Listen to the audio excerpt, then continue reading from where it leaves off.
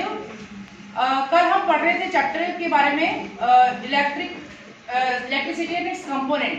वहाँ एक सबसे इम्पॉर्टेंट रूल सबसे पहले स्टार्ट किया था, मैंने आपको बताया था कि कंडक्टर एंड इंसुलेटर क्या होता है।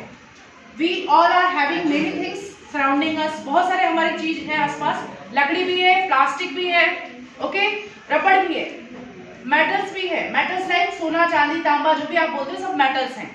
तो हमने ये देखा है कि मेटल्स क्या करते हैं, इलेक्ट्रिसिटी कंडक्ट करते हैं, उनमें करंट आता है, होता है या नहीं होता है? yes. जबकि अगर हम लकड़ी की बात करें, वुड की बात करें, पेपर की बात करें, उनमें करंट फ्लो नहीं करता है।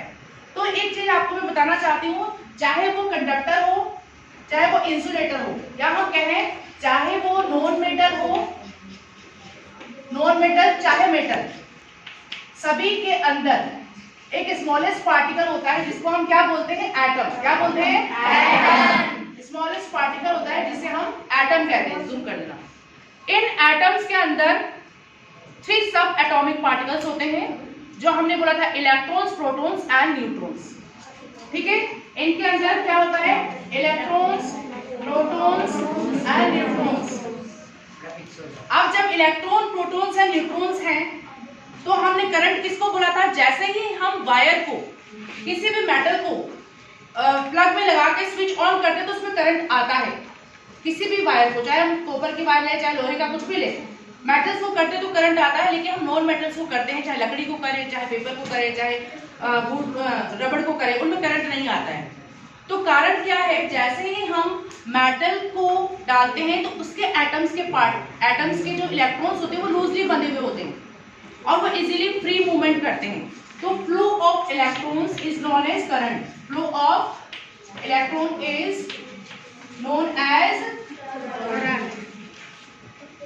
करंट। ओके, मतलब मेटल के अंदर, please don't make a noise, metal के अंदर एटम्स होते हैं, एटम में सब पार्टिकल्स होते हैं। इसी तरह से नॉन मेटल में भी एटम्स होते हैं, उनमें भी सब एटॉमिक पार्टिकल्स होते हैं। बट जो नॉन मेटल के सब एटॉमिक पार्टिकल्स होते हैं, चाहे हम इलेक्ट्रॉन की बात करें, दे आर टाइटली बॉन्डेड, वो बहुत टाइटली पैक्ड होते हैं। So they are not able to easily free movement, वो फटाफट मूवमेंट नहीं कर पाते हैं, तो करंट नहीं होगा, वहां पर इलेक्ट्रॉन्स का फ्लो नहीं होता है क्योंकि बंधे हुए टाइटली पैक है। जबकि मेटल्स के इलेक्ट्रॉन्स टाइटली पैक नहीं होते हैं और वो इजीली फ्रीली मूव हो जाते हैं, तो इसलिए करंट आता है। आई बात समझ में सभी को?